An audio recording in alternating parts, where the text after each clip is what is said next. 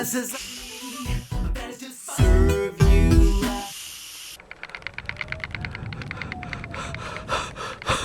It's cold. So cold. Even polar bear head. Not keeping me warm.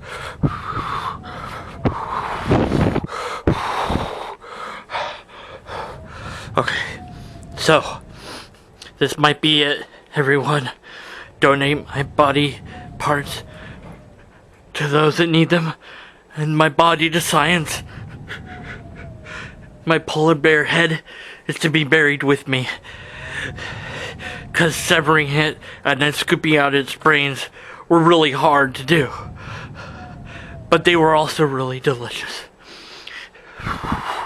I'd like to thank Jeff for sending me the sock. He's probably gonna let me live a little bit longer. Also, he sent me a microphone and stuff. So, thanks, Jeff. Okay, before I go, I want to warn you all that this has so many fallacies. It just has so many fallacies. But at least I'll die knowing that I pointed them out, and I did it one last time for the fourth time. Wait, what's that? I could turn on the heater. Heater? There's a heater. There's a heater in here? Why didn't you tell me there was a heater in here? Well, I guess I'm not gonna die after all. Unless I explode my brain from looking at this video analyst of... Here we go. Catapult pancakes lobbed at me. Syrup and butter, they are killing we. The castle destroyed by yummy dessert. Who'd have thought it could do that much hurt? Okay, so I'm kind of cheating because this video isn't on the Carm website per se, but it probably will be put up there.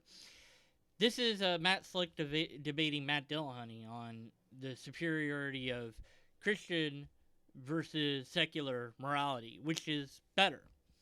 And so going into this, I would think that I would hear an argument from Matt Dillahunty about how awesome secular humanity is, and then I would hear a debate about how awesome Christian morality is from Matt Slick.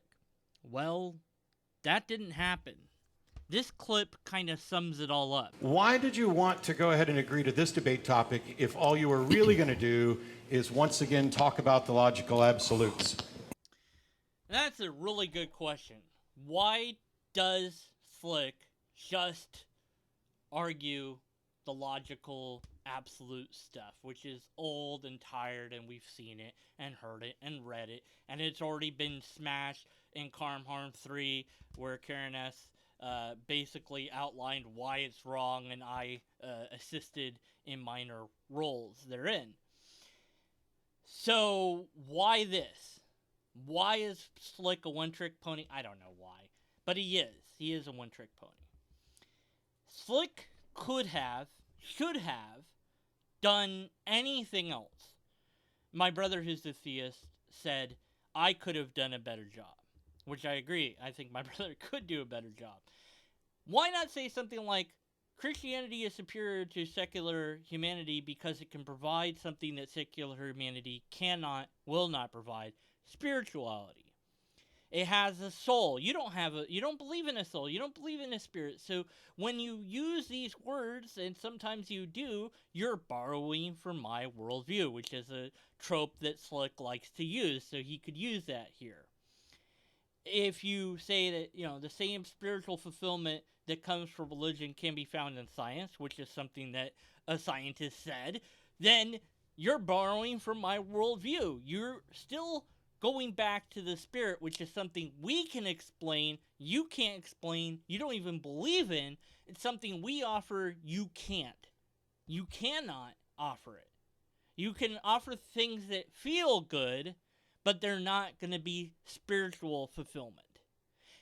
There you go. There's your structure for your argument. It's not fleshed out completely, but it's a beginning, and it's certainly better than what we have here. So it's a rehash of the tag, which, again, it's already been done. Does Slick do it better here? Let's find out. The answer is no. And this comparison should avoid logical fallacies, and it should avoid emotional appeals.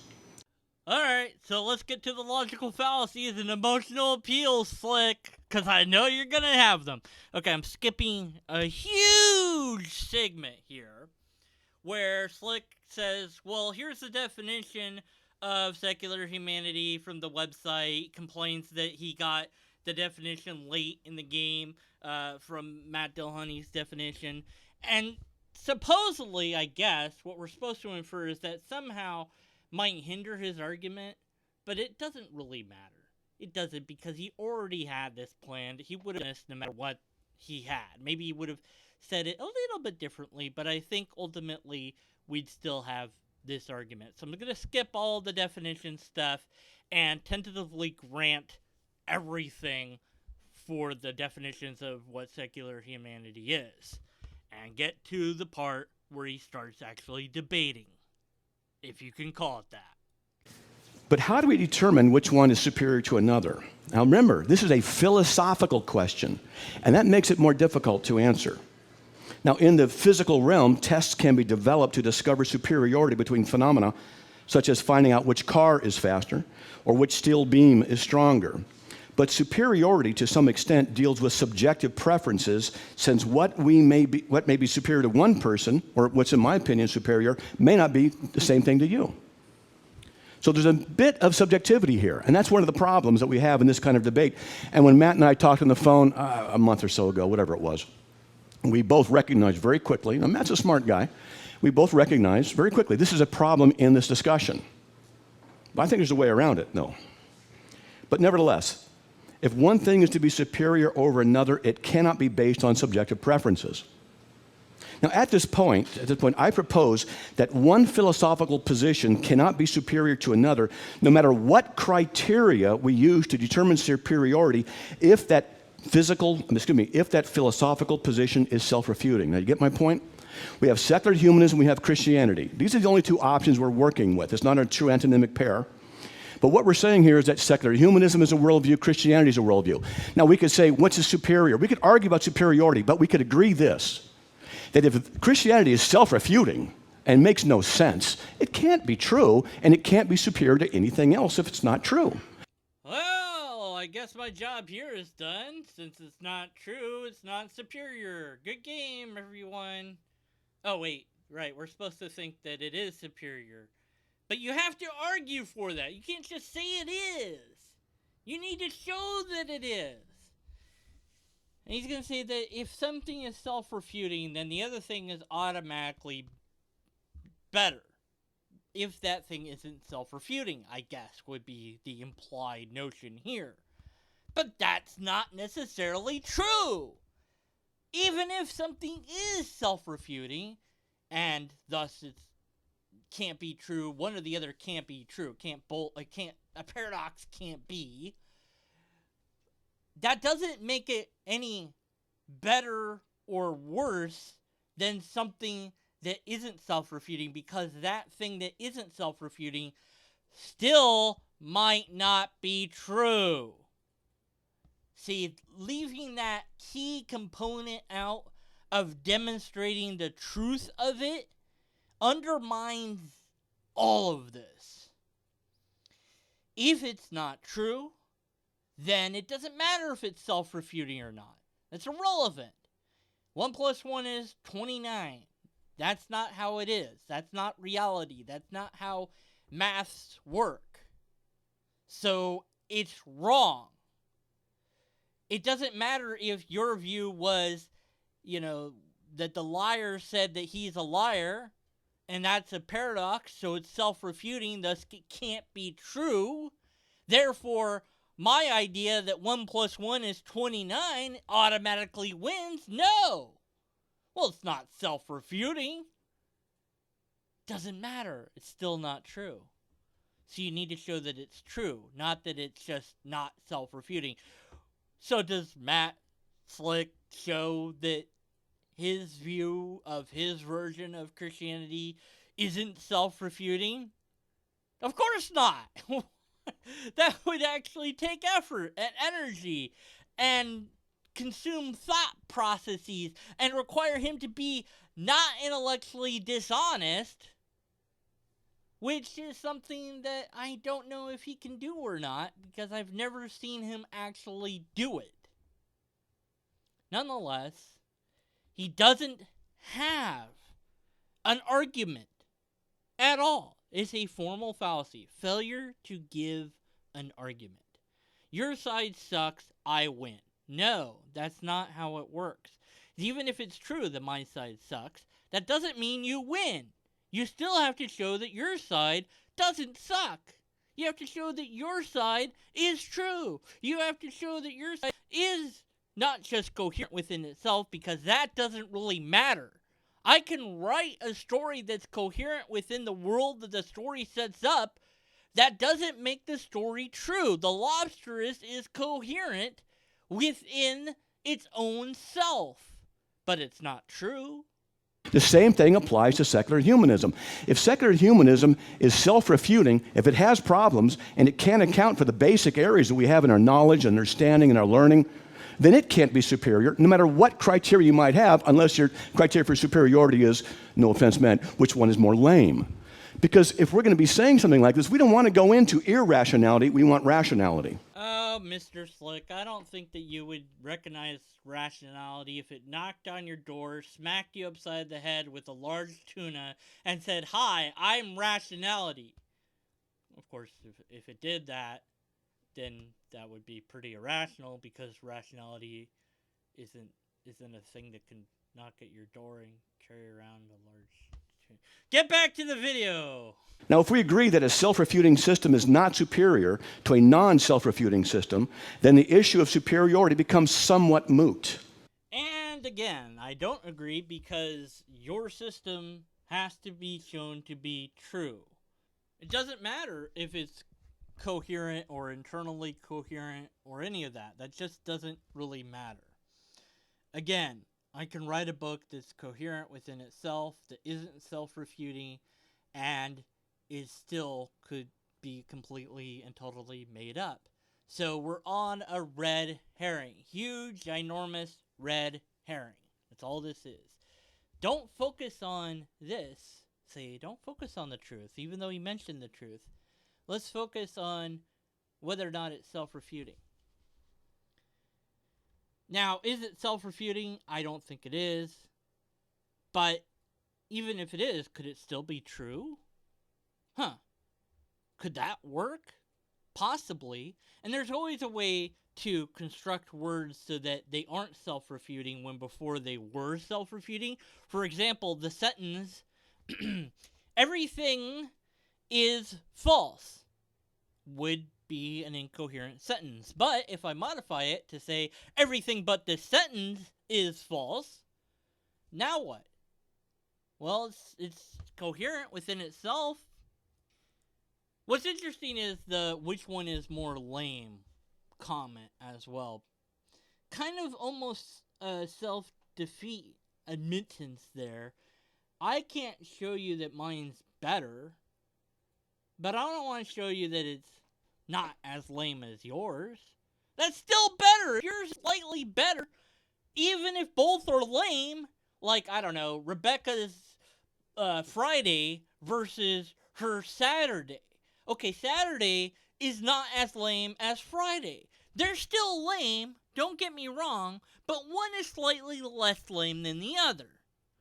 I'd rather be the one that's less lame, because then I'm superior. And I won the debate. And it didn't matter about whether it was self-refuting or not. Blah, but no, we can't do that, and I can't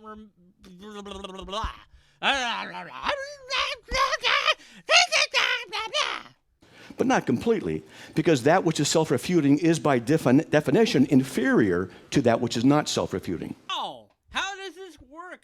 already pointed out that it doesn't work. But now I just want to ask Matt Slick, how does that function? How do you think that that works? You have a self-refuting view over here, and over here I have a completely wrong view that isn't self-refuting. It's wrong because it's not true, but it's not self-refuting. So, I don't know. Muslim theology isn't self-refuting. You can say you disagree with it all you want, but it's coherent within itself if you accept what it says. And, dare I say, Hindu religion, and insert blank here, religion is coherent within itself. Scientology isn't self-refuting as long as you buy all the nonsense and don't ask any questions at any point in time, like how do these machines work? Pro tip, they don't really work as advertised. They do something, but not the thing that they're claiming to do. So, yeah, that's kind of a problem, but if you ignore all that and just believe it, then it's coherent within itself, but it's still not true. So whether or not we come to a specifically accepted, non-subjective definition of superior, which I didn't know about until I was sitting back there and he read it. We didn't get it in an email. I didn't. My bad. In the context in our philosophical debate about philosophical positions, that which is self-refuting is automatically inferior to that which is not self-refuting. Now, as a Christian, I affirm that unbelievers can use the laws of logic, though I do not believe that they can account for them. But that is not an argument for now. That's an argument for another time. What I want to do instead is deal with the issues of the basic principles of secular humanism. To reiterate, if something is self-refuting, it cannot be superior to something that is not self-refuting, since that which is self-refuting cannot be true. Now, on that secular humanist website, as I quoted earlier, it says that humanism is a philosophically naturalistic, or it is philosophically naturalistic, in hopes that nature, parentheses, the world of everyday physical experience is all there is, and that naturalism and is all there is, and that, quote, naturalism asserts that supernatural entities like God do not exist. Now, by that statement, what it's saying is you must appeal to naturalistic principles only because you cannot appeal to anything else. So we only have two worldviews. We have God and not God. We have the world with God in it, the supernatural, or not. And so this is the not position we're going to be examining. In case you're wondering, no, it's not a straw man because of Matt Slick's earlier statements. He had some problems receiving emails on time, yada, yada, yada. So, like I said, tentatively granting all the definitions of what secular humanitarianism is according to that website, even if I personally don't agree with it. What Slick does do here is a false dichotomy. Either it's natural, either it's the secular view, or it's God. Well, no. Now, the secular humanist website says supernatural entities like God, but they admit the idea that God could be a natural entity. For example, Spinoza's God. God is equivalent to nature. God isn't a taboo word to just be discarded and thrown out if you don't want to, although I kind of do, and I also don't like the word faith or belief, but they're not taboo. You can use those words. You can say God and mean nature. You're going to have to clarify that you meant nature, but still, you could say it. So, yeah, the secular humanist website says that a supernatural God isn't there, but a naturalistic God? Why not? If there was a thing that we would identify as God, and it was findable by science, then it would be natural. And I submit that the only sort of God that could exist is one that is in the natural realm. I don't see how having a different realm makes a difference or not. But, that comes with theology and doctrine and whatnot, and dogma as well. But I don't see it as a necessary hurdle. So, yeah, you could be a secular humanist and still have a God. It just wouldn't be a supernatural one. So, that omission by the website and by Slick causes basically two false dichotomies. We could have a naturalistic God, it just would be the God of Spinoza. It wouldn't be the God of theism. We could still call it God. God being the God particle, the God quark, the God fluctuation that started out. To understand science is to know the mind of God. Well, we're not talking about that God. We're not talking about the God that you're thinking about. Talked about this a little bit on the video where I completely mispronounced Maichio Kaku's name and probably mispronounced it again, and everyone complained that I mispronounced the name rather than addressing the points I made in the video. That he doesn't talk about God in the video where he talks about God. He says the word God, but he's talking about Spinoza's God as well. He's not talking about the God that you're thinking about. If you're thinking about your God and you belong to any of the major world religions out there, then he's not talking about that God. If you're somebody that's a deist, maybe he's talking about your God, but he's talking about this mathematics of God. And is he really talking about God, or is he saying nature? Well, why doesn't he just say nature? I don't know. Because people use that word of God to be a kind of a placeholder to say, this is all that is, or this is the sum total of reality. They can use it for other things as well. But nonetheless, people use words in different ways. So, even though I'm granting the website, the Secular Humanist website's definition, they still have the logical fallacy, in a way, of omission. They don't include this possibility, or they don't exclude it. They don't prohibit believing in Spinoza's God. They only prohibit believing in a supernatural God, which is only a problem for Slick. And it's only a problem if the laws of logic can't be explained in a naturalistic sense, which Slick doesn't think they can be, but of course they can be, and they are, and we'll get into that in part 2, which I call 1.2.1.c, because I'm making fun of the way Matt Slick's numbers thinks. I'll see you then. Actually, well, I won't see you. I'll read from your comments then, but only if you leave a comment. Because, otherwise, then I won't, and then I don't know who does things. So, do that. Yeah. Once again, it's time to please my Patreons, perhaps Plox. Thanks to them, I survived yet another month. If you'd like to be one of these people, get your name mispronounced and or said at the end of my videos, please consider being one of them. Special thanks, and Patreons go to Godless Geezer, Louis Castro, Jacob Santos, Robert W. Lister, Joseph Smith, Hector Defendi, and a special thank you to Jeff for the sock. The one sock! One sock! What am I supposed to do with one sock? Also, he sent me other stuff, but mostly I remember the sock. Sure, he probably spent a lot of money on that box, but the sock, man, just can't beat the sock. Oh, they are tossing and flinging hot cakes. They are bringing hot butter, hot syrup, just too much. Oh no, strawberries, that's just plain obscene. Lunching this food at us to kill the queen.